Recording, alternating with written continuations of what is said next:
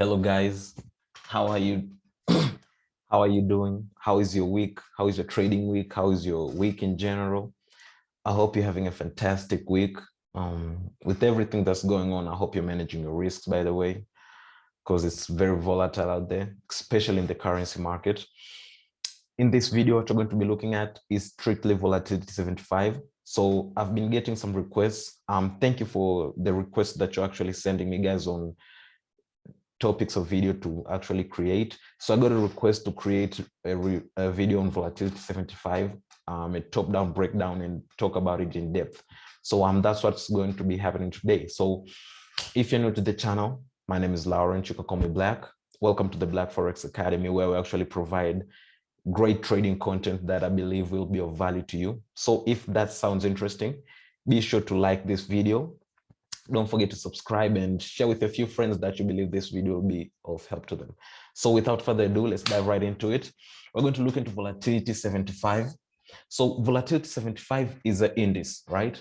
Now with indices, just as any index, I always tell people that most of the indices have one directional bias, right? So with volatility 75, what you're going to do is actually, this is a daily time frame, obviously. So we're going to zoom out all the way out there, right? And see how it's actually trending. Now, if you zoom out, you can actually see it actually began at around here at around 100,000. That was its first, where it actually began its journey at around 100,000 in around 2019, right? But since then, you can see prices actually just pushing higher. Prices just keep on pushing higher. So that means in this index, this is an uptrending index. So you can change that. So this is an uptrending index, right? So with that in mind, what you need to understand is that in this currency pair, the strong trends are the bullish trends, okay? So you need to be focusing on those most of the times. Now, after that, let's break it down. Okay, now here we're on a daily time frame, right? Now, if we look at the trend, we can actually see we have a very strong all-time high here. This is our all-time high. We must create a support for it, a resistance in this particular scenario. We have the most recent high, which is around here. Around here, we have a most recent high, right? We also have to create a support for that. Excuse me. I don't know why the word support is in my mouth today. We also have to create a resistance for it, based on the current market prices. Looking at the trend right now, we can actually see first and foremost, we have to create a resistance, a support area here. And this is the most recent low on this market structure here. Prices are in some sort of tiptoe consolidation. We have this high and this is low, bounced off here, broke above this high here. This was the high from these lows here. This was the high, prices broke above that. So I believe prices will keep on pushing higher. Looking at this trend, we have prices creating a high from this bottom here. We have a low, we have a high, a low, a higher low, a higher high, a low, which is the same height as this low, a higher high, a higher low, higher high, a higher low. So what does this mean after this? That means prices are most likely going to create another higher high. Now, my bias is that it's going to actually hit this all-time high here. Prices are going to retest all the way up there, right?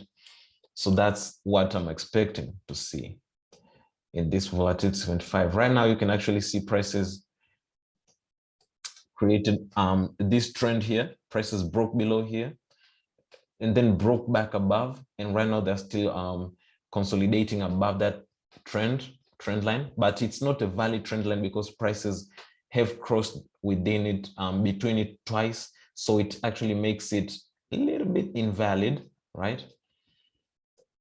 Meaning it's a weak trend. So I'm not going to be focusing on that.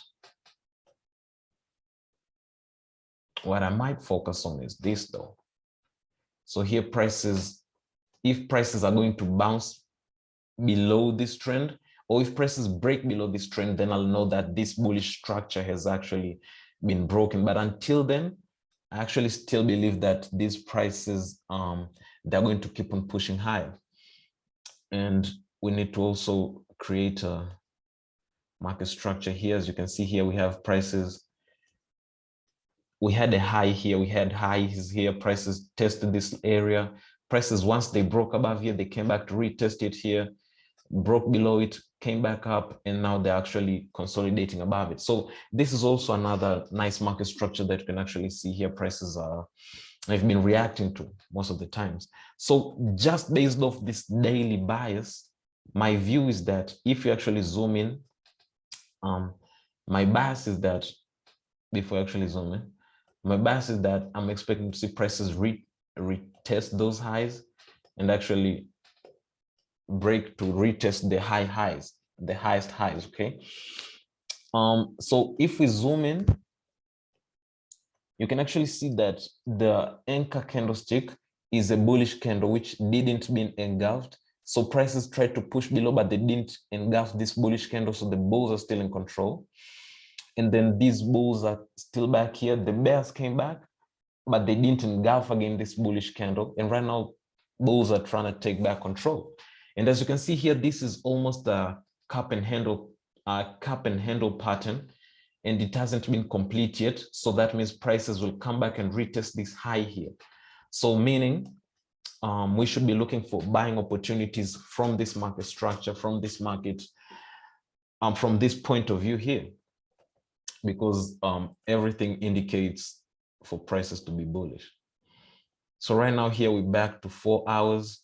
We're back to 4 hours. You can see that prices are in some sort of triangle, I might say, triangle, yeah. So based off this pattern right here, I'm gonna say that I'm gonna wait for prices to break above this triangle and then look for opportunities to buy off from the breakout all the way to around here, right? So this will be my general view on volatility 75 as it currently presents itself. So this is my bias, guys, on volatility 75. I'm bullish biased. That's how I've broken it down. I hope this video has been of help to you. If so, don't forget to smash that like button, share with a few friends, and subscribe, guys. Also, don't forget to subscribe because we're dropping content almost on every single daily basis. We're dropping content on a daily basis, so you don't want to miss out. You don't want to miss out. So till next time, guys, this was your mentor, honest coach, Black, speaking, guys. Peace and love, sending nothing but love and blessings your way. Peace and love.